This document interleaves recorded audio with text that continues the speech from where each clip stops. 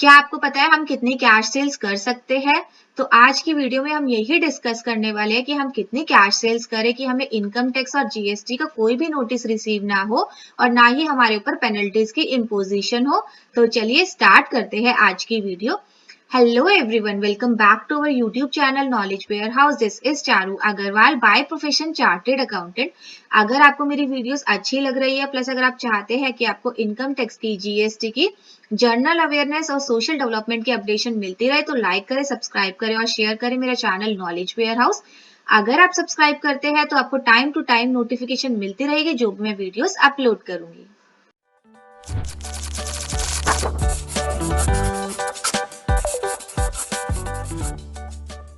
Cash sales, तो सबसे पहले हम डिस्कस करेंगे according to income tax act. Income tax के अकॉर्डिंगली हम कितना कैश सेल्स कर सकते हैं। सेक्शन 269 एसटीज के बारे में कुछ बोलता है, देखते हैं वो क्या कहता है। Section 269 ST of income tax act 1961, 269 ST prescribed that no person shall receive amount of rupees 2 lakh or more in cash। कोई भी पर्सन को अलाउड नहीं है कि वो 2 लाख या फिर 2 लाख से ज्यादा कैश रिसीव करे। ठीक है, यहाँ पर देखते हैं किस किस कंडीशन में। Aggregate from a person in a single day में, एक पर्सन से एक दिन में 2 लाख या फिर 2 लाख से ज्यादा कैश रिसीव नहीं कर सकते। इसको हम एक एग्जाम्पल के साथ समझते हैं। एक एक्स है और एक वाई है। एक्स जो है वो हमारा सेलर है जो गुड्स बेचता है और वाई ने गुड्स रिसीव किए हैं, गुड परचेज किए, तो ये है बायर। ठीक है, एक्स ने 3 बार गुड्स सोल्ड किए हैं वाई को। ठीक है, एक उसने किया 28 अक्टूबर को, एक किया 29 अक्टूबर को, एक किया 30 अक्टूबर को। ठीक है, जो 28 अक्टूबर को उसने गुड्स सोल्ड किए हैं उनकी जो वैल्यू थी वो थी 1.5 लाख। 29 अक्टूबर को किया 1.5 लाख, उनकी भी सेम वैल्यू थी। और जो 30 अक्टूबर को किया उनकी जो वैल्यू थी वो थी 1 लाख। तो एक्स बोलता है वाई को कि मैंने आपको गुड्स सोल्ड किया है तो इसके बदले मुझे आप पैसे दो। तो वाई जो है 30 अक्टूबर को बोलता है कि ठीक है, क्या मैं आपको पैसे भिजवा दूं? तो वो कहता है, एक्स कहता है हाँ भिजवा दो। तो वो कहता है अभी तक आपके कितने बने हैं? 1.5 लाख प्लस 1.5 लाख प्लस 1 लाख कितने होते हैं? 4 लाख। तो क्या मैं आपको 4 लाख रुपए भिजवा दूं 30 अक्टूबर को? तो इन केस वाई एक्स क्या उसे बोलेगा कि नहीं, आप मुझे 4 लाख कैश नहीं भिजवाओ। क्यों नहीं भिजवाओ? क्योंकि अगर वो उसको 4 लाख रुपए अगर जो एक्स है वाई से रिसीव करता है तो वो 269 एसटी का वायलेशन करेगा। 269 एसटी क्या कहता है कि एक सिंगल डे में एक सिंगल पर्सन से जो है हम 2 लाख या फिर 2 लाख से ज्यादा कैश रिसीव नहीं कर सकते। इन केस अगर हम करते हैं तो हम पे वायलेशन होगी और वो हमारे पर पेनल्टीज की इम्पोजिशन है। तो वो मैं आगे आपको बताऊंगी कि कितनी पेनल्टीज आपके ऊपर लगेगी। तो ठीक है, ये मैंने आपको एग्जांपल दिया कि सिंगल डे वाला और एक पर्सन से। तो 30 अक्टूबर को अगर वाई एक्स से पूछता है कि मैं आपको, आपकी जो है वो 4 लाख रुपए बन रहे हैं तो मैं आपको 4 लाख रुपए भिजवा दूं, तो वाई उसको, एक्स उसको मना कर देता है कि नहीं, आप मुझे 4 लाख रुपए मत भिजवाओ क्योंकि according to section 269 ST income tax का हम किसी पर्सन से 2 लाख या फिर 2 लाख से ज्यादा कैश में नहीं रिसीव कर सकते। ठीक है, आप तो नेक्स्ट हमारा है इन respect of single transaction. Single transaction के केस में, ठीक है, समझते एक एग्जाम्पल के साथ। इन रिस्पेक्ट ऑफ सिंगल ट्रांजेक्शन आप 2 लाख या फिर 2 लाख से ज्यादा कैश नहीं रिसीव कर सकते। तो सिंगल ट्रांजेक्शन का क्या मतलब, एग्जाम्पल से लेते हैं हम। ये एक्स है, ये वाई है। एक्स जो है वो सेलर है, वाई जो है वो बायर है। एक्स ने गुड सोल्ड किए हैं वाई को। ठीक है, let's say an example 4 lakh rupees के। ठीक है, 30 अक्टूबर को एक्स ने गुड सोल्ड किए वाई को। तो वाई एक्स को बोलता है कि आपने मेरे को गुड रिसीव्ड हो गए तो क्या मैं आपको पेमेंट कर दूं कैश में 4 लाख रुपए की? तो एक्स कहता है नहीं, मैं जो सिंगल डे में 4 लाख, 2 लाख या 2 लाख से ज्यादा कैश नहीं रिसीव कर सकता। तो बायर जो वाई है, वाई उसको ऑप्शन देता है कि ठीक है, ऐसा करते हैं, आज 30 अक्टूबर है, आज मैं आपको 1.5 लाख रुपए भिजवा देता हूँ। 31 अक्टूबर को आपको 1.5 लाख रुपए भिजवा दूंगा और फिर आपके जो 1 नवंबर को मैं आपको 1 लाख रुपए भिजवा दूंगा, ऐसे मैं आपको कैश भिजवा देता हूँ। तो इस केस में क्या होगा, ये जो केस है ये किसके अंदर आता है, हमारा सेकंड केस के अंदर आता है, सिंगल ट्रांजेक्शन। सिंगल ट्रांजेक्शन मतलब कि एक्स ने जो गुड सोल्ड किया है वाई को वो 4 लाख रुपए के, तो ये जो हम 3 बार पेमेंट आ रही है 30 अक्टूबर, 31 अक्टूबर और 1 नवंबर को, वो किसके किसके अगेंस्ट आ रही है, एक सिंगल ट्रांजेक्शन के अगेंस्ट आ रही है, कि सिंगल ट्रांजेक्शन जो है वो 4 लाख रुपीस की है। तो इसके अगेंस्ट भी हम एक सिंगल ट्रांजेक्शन के अगेंस्ट भी हम 2 लाख या फिर 2 लाख से ज्यादा कैश रिसीव नहीं कर सकते। तो देख 2 लाख 4 लाख हमने उसको गुड सोल्ड किया, तो 4 लाख के अगेंस्ट ही हमारी ये सारी जो अब कैश है वो रिसीव हो रहा है। तो एक सिंगल ट्रांजेक्शन के अगेंस्ट भी हम 2 लाख या फिर 2 लाख से ज्यादा कैश नहीं रिसीव कर सकते।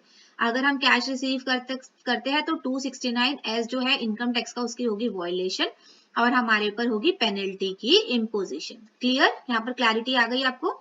हमने अभी तक समझा है कि सिंगल डे में नहीं रिसीव कर सकते, प्लस सिंगल ट्रांजैक्शन, एक ट्रांजैक्शन के अगेंस्ट भी हम 2 लाख से ज्यादा रिसीव नहीं कर सकते। तो ये केस में वो एक दिन में रिसीव नहीं कर रहा था, लेकिन एक सिंगल ट्रांजैक्शन के अगेंस्ट रिसीव कर रहा था, तो इसलिए भी वॉयलेशन हो रहा था। जो हमारा केस है third case, in respect of transactions relating to one event और ओकेजन फ्रॉम अ पर्सन, वो ट्रांजैक्शन जो कि एक इवेंट या एक ओकेजन से है उसके अगेंस्ट भी हम 2 लाख या फिर 2 लाख से ज्यादा कैश नहीं रिसीव कर सकते। इसको भी हम एक एग्जांपल के साथ समझते हैं।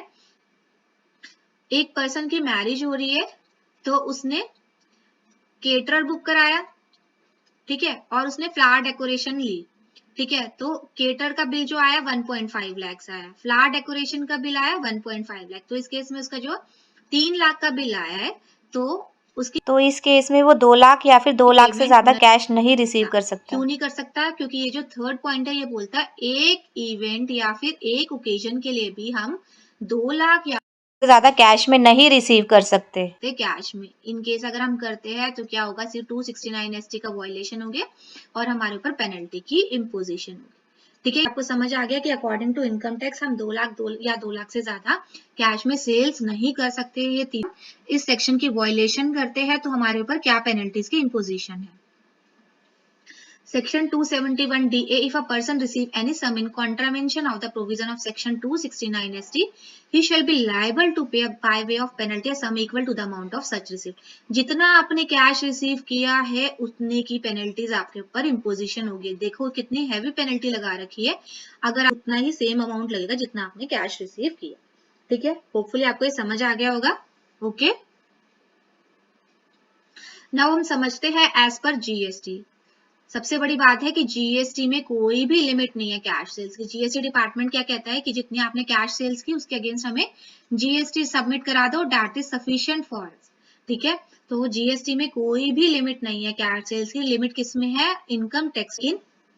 इन एडिशन टू दिस मैं आपको एक चीज और बताना चाहूंगी कि सिर्फ एक इनवॉइसिंग के पर्पज से ही है वो, उसका कैश सेल से कोई मतलब नहीं है। ठीक है, टैक्स इनवॉइस रूल 46 क्या बोलता है, name and address of recipient and address of delivery along with the name of state. Name क्या है, रिसिप्टेंट का एड्रेस क्या है, एड्रेस ऑफ डिलीवरी कहाँ पर डिलीवरी होनी है, along with the name of state क्या है, and it's codes if such recipient is unregistered dealer. अगर हम जिसको बेच रहे हैं, जैसे मेरा जो केस था एक्स और वाई, अगर इन केस जो वाई है वो अनरजिस्टर्ड है, where the value of supplies is 50,000 और मोर।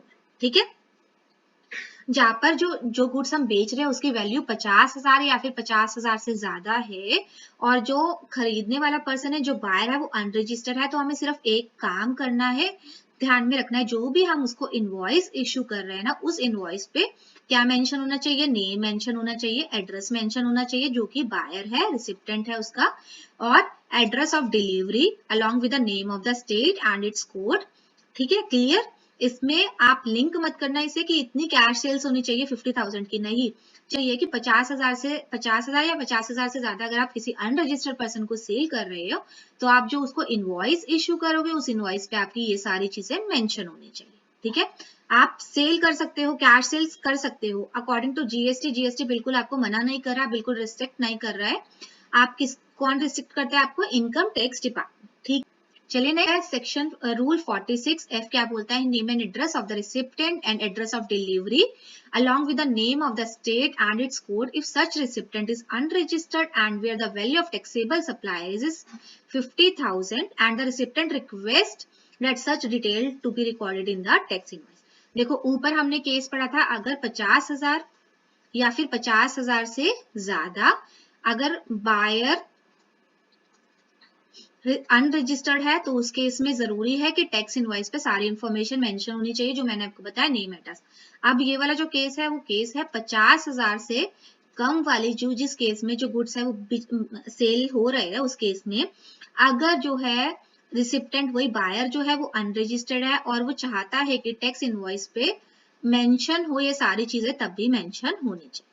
पटिशन किस में दी हुई है, 50,000 या फिर 50,000 से ज्यादा। देखो इसको आप कैश सेल से लिंक मत करना। जीएसटी में आपको एक बार बार यही बात कह रही हूँ, जीएसटी कोई भी लिमिट इंपोज नहीं कर रहा। ये जो मैं आपको बता रही हूँ ये किससे रिलेटेड बता रही हूँ, इनवॉइसिंग से रिलेटेड बता रही हूँ कि आपको इनवॉइस पे मेंशन करना पड़ेगा, ठीक है। और इनकम टैक्स में मैंने आपको लिमिट बताई थी 2 लाख और मोर। आज की वीडियो में इतना ही, मिलते हैं नेक्स्ट वीडियो में। अगर आपको मेरी वीडियोस अच्छी लग रही है प्लस अगर आप चाहते हैं कि आपको इनकम टैक्स की, जीएसटी की, सोशल डेवलपमेंट, जनरल अवेयरनेस की अपडेशन मिलती रहे तो लाइक करें, सब्सक्राइब करें और शेयर करें मेरा चैनल नॉलेज वेयर हाउस। अगर आप सब्सक्राइब करेंगे तो आपको टाइम टू टाइम नोटिफिकेशन मिलती रहेगी जो मैं वीडियोस अपलोड करूंगी। Thank you.